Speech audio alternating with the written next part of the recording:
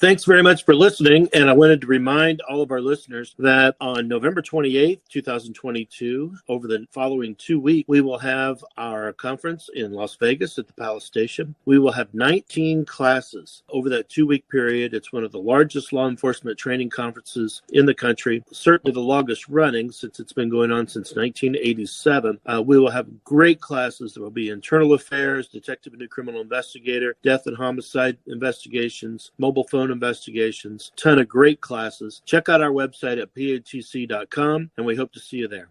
Greetings and welcome to the PATC podcast. We very much appreciate your attendance and listening. My name is Mark Waterfill. I'm the president and owner of Public Agency Training Council. With me is Dave Broadway. Hello, how are you out there? Hey, Dave, tell the audience a little bit about yourself. I'm 34 years retired law enforcement. I've spent almost 10 years on the local level in our police department, and then I went to the Florida Department of Law Enforcement, which is a statewide investigative agency. I teach adjunct currently at Western Carolina University in the School of Criminology, and I also adjunct for PATC, which it's really great to keep my fingers in it with current law enforcement. Fantastic. And we have with us today Mark Kollar. Mark teaches officer-involved shooting. And Mark, would you like to say a few words about your background? Sure. Thank you, Mark. I am a 29-year veteran of law enforcement, still active as the special agent in charge for a statewide criminal investigative agency. We have two divisions in that agency. I oversee the technical investigations division, which handles all the crime scene, cyber crime, criminal intelligence unit, public official corruption, our integrity unit, forensic accounting, polygraph, and also oversee our officer-involved shooting and use of force investigative teams that we have throughout the state. We really appreciate having you here. Give our audience a little bit of background on your day-to-day. What are you doing in a typical day there for the state of Ohio? So on a day-to-day basis, again, overseeing the technical investigations division, but specifically as it relates to the officer-involved shooting investigations, we are constantly taking a look at the way we do things, new technologies that are available, and ensuring that we are setting the standard for best practices for officer-involved shooting investigations. They're, in my opinion, one of the most important investigations that can be conducted by law enforcement. They are certainly scrutinized by the public to a great degree. Many times they result in the loss of human life. And anytime an agent of the government is taking someone's life, in order for us to maintain ourselves as a profession, that requires a competent, thorough, fair, and unbiased investigation. So we really strive to achieve that here at our agency. Last year, we did 69 of those investigations, over which I've oversaw. We're at 45 so far this year. And again, we want to make sure that we're doing best practices, and I love to share what I have learned with those that I teach through PATC. So when we define officer-involved shooting, does that include when someone has shot at an officer? Yes, absolutely, it can. And we have an umbrella term that we use, officer-involved critical incident, which would include an officer-involved shooting, would include things like in-custody deaths, or allegations of excessive use of force, even if it doesn't result in death, but might result in serious physical injury to someone. So officer-involved shooting is just a small subset of the larger term of officer-involved critical incident. Mark, I have a question for you. At FDLE, we stayed pretty busy with in-custody deaths in the Department of Corrections. Do you guys handle that also? We are not by statute required to do that, but we will if an agency requests us to. So we are the investigative arm of our Attorney General's office. Our state does not have a state police, so we are by request only. So if an agency wishes an outside independent investigation, then they can make that request of us, and we certainly will do those types of investigations. But historically, the majority of the officer-involved critical incident investigations that we do tend to be of the shooting sort or an in-custody death. Well, as on-call agents, sometimes the DOC kept us really busy. And I'll never forget one time an inmate wrote on the wall with the other inmate's blood, "Call FDLE." So it was not funny, but you just didn't know what you were walking into. And, of course, you with 29 years, I'm not telling you anything you don't know. Yep. Give us a little more detail about what a student might expect if they were taking your class. So we start off kind of with the basics, and that begins with leadership. So the first morning, we're talking about leadership topics and arriving to the scene of an officer-involved critical incident, whether you're that first investigator on the scene or even for patrol personnel, patrol supervisors. They tend to be a very chaotic scene. There's lots happening simultaneously. There can be injured persons. There can be deceased people. There can be family members showing up. There can be a subject that was involved that's potentially fleeing from the scene that needs to be apprehended. So there's just a lot of simultaneous moving parts. So we begin the class with talking about leadership skills and trying to prioritize those tasks that we need to accomplish very early on, and also maintaining a calm, cool head in those very chaotic situations. Because certainly if we are very excited and we're yelling and screaming, that's going to transfer to the other personnel there at the scene as well, versus if we're calm, that can have a calming influence on those other investigators as well. So we start off with the leadership. Then we move into talking about the crime scene itself, everything from the legal issues to the various types of evidence that we might want to collect. And then we move into the follow-up investigation, the things that would be done in the days and weeks after an incident. Everything from the legal standards that we need to look at to dealing with video evidence, action, reaction, research, dealing with the news media, and various other topics, how to interview an officer, neighborhood canvassing, and so forth. Sounds very interesting. Are there typical protocols that your department goes through when you're conducting an investigation? Yes, we have very, very specific protocols, and actually, I was tapped by our Attorney General to write a book for him on his behalf for the protocols, the best practices for investigating an officer-involved critical incident. All of the members of the class, as well as the public in general, have access to the free ebook version of that we give that link out during the class. But yes, we have very specific protocols, and it's a living document. So our protocols are constantly changing based on new case law, based on new technology that comes available for us, and just based on our understanding, things that I even learned from other students in class, the way things are done in other states and other jurisdictions, that I can perhaps take back to our agency and improve upon the way we do things, always keeping an open mind. Mark, I have a question for you. And having been on the local level as well as like you at the state level, do you reach out into the basic police academies and give any presentations there? And I don't ask this from a area of knowledge in that now that I've been retired, but I think it'd be really critical now with the state of law enforcement in our society that maybe we start kind of at the get-go when these young officers, when we tell them about the policy procedure and the laws related to use of deadly force or blunt trauma force or any type of force like that, what the officers can expect and any resources available to them during the process for their mental well-being as being investigated. Yes. So my specific agency, we do not generally go into the police academies. However, our sister agency under the Attorney General's office is the Peace Officer Training Academy.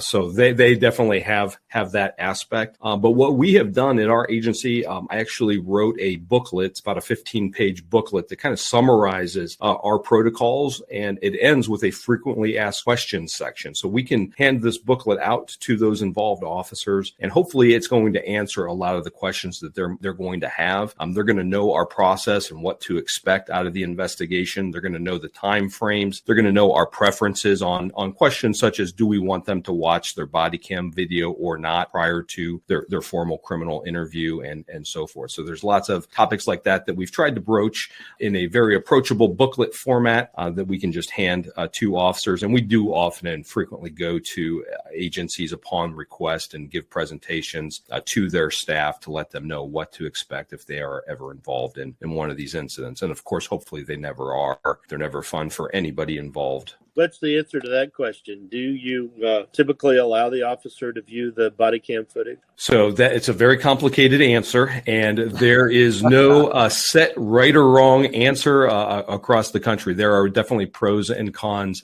both ways. What I talk to about with the students in the class is our preference, our agency, is for the officers to not watch the video before the interview. And this all comes down to Graham versus Connor, which is the landmark United States Supreme Court decision that is the guiding force for whether or not a use of force is lawful or not. And what the Graham decision tells us is that we have to judge, quote unquote, the officer's conduct through the lens, through the perspective of an objectively reasonable officer on the scene. So what did that officer see? What did they perceive? What conclusions did they draw? And then what actions did they have relative to that? And the body cam does not accurately portray that. The body cam is going to show whatever is within the field of view and sound capabilities of that particular device, and it is not the perspective of the officer. And we need to judge this by the perspective of the officer. And many times officers are going to have things like tunnel vision. They're going to be focusing on the threat and the threat only, and they're going to be completely unaware of other things that are transpiring around them. But yet the body cam or the dash cam video may pick those other things up. So by an officer watching the video, our experience has been that they tend to start to confuse their actual memories with things that they've learned after the fact through the body cam video or the dash cam video. And that can actually have an adverse effect in some instances on the officers, because the legal standard, again, is that little bit of information that they knew at the moment that they utilized force. And that video is going to give them a lot more information than what they actually knew at the moment that they pulled the trigger. So our preference would be for them to not watch the video, to explain the incident from their perspective, what their perceptions were, what their decision points were along the way, and why they decided to utilize deadly force. And then what we would typically do is, after that formal untainted interview has occurred, we would offer them the opportunity to watch the video at that point. And if that video refreshes their memory about something they previously forgot, or they notice a discrepancy that they want to explain, we would then provide them an opportunity to do so at the end of that interview. Interesting issue. You talked a little bit about handling the press. These are, of course, highly volatile situations. What are some of the points that you pass on to your students in that regard? Well, certainly ignoring the press is not a good idea.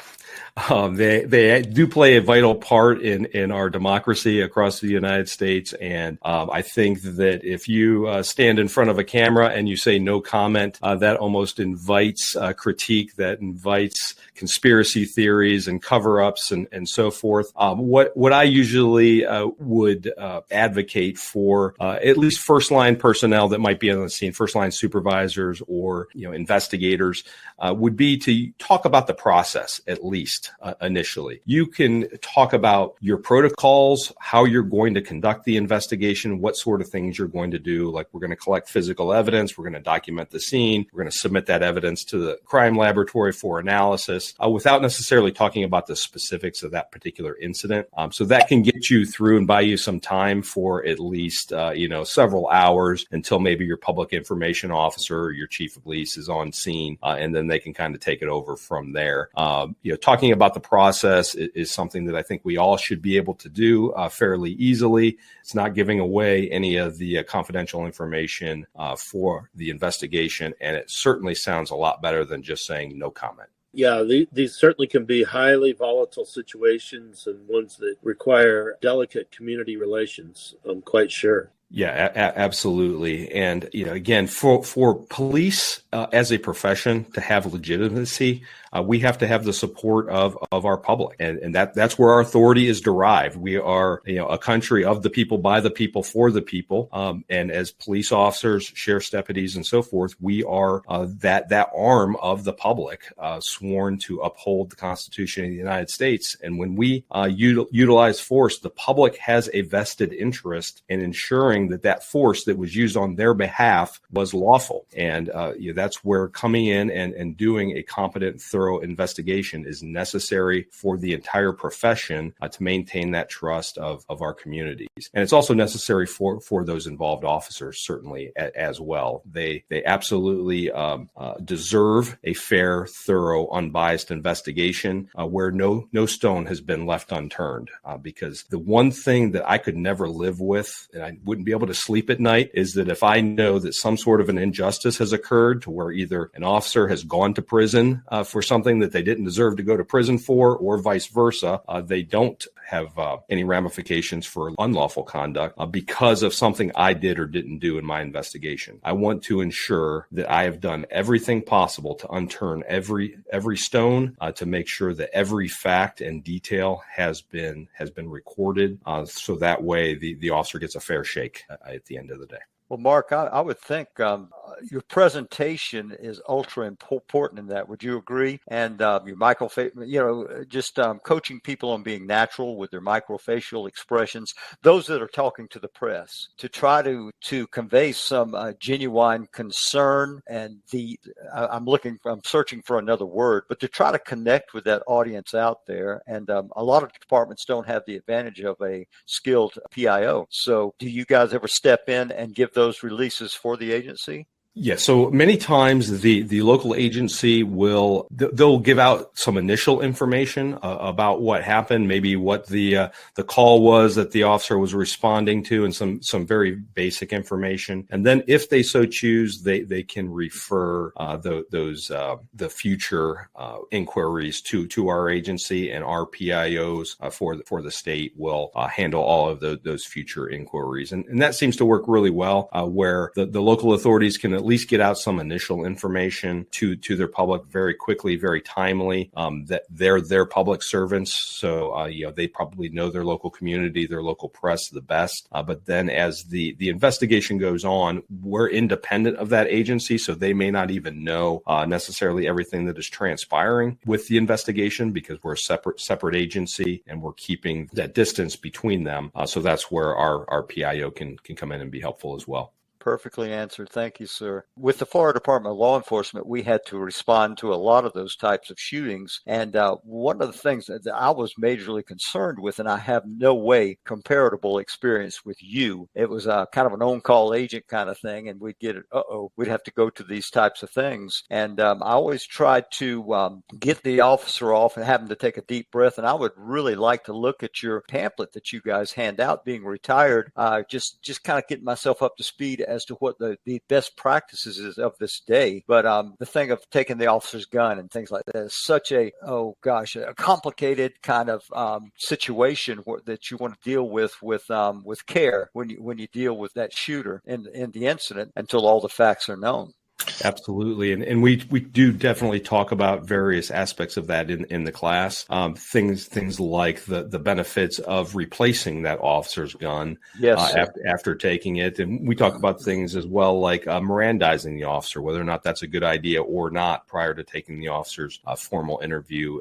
We offer some alternatives to Miranda and so forth. So I think at the end of the day, what the overarching theme that I try to do with my course is to present various issues regarding the use of force. I do provide a blueprint for the students that they can follow if they want, but I want them to know the pros and the cons of many of the controversial aspects of this so that they can make an informed decision themselves, what is best for their community, their agency, and then they are able to defend the decisions that they make on how they want to go about handling these very controversial incidents because they'll know both the pros and the cons. So I give them hopefully the resources to be able to do that. Tremendous job. You're an excellent instructor. We really appreciate being affiliated with you and look forward to seeing you soon. And Dave, thank you. Thanks, guys. I appreciate it. Enjoyed it. Thank you. Thank you so much for listening. And if you have any questions or comments, feel free to email us at pa2cpodcast1@gmail.com. 1, 2,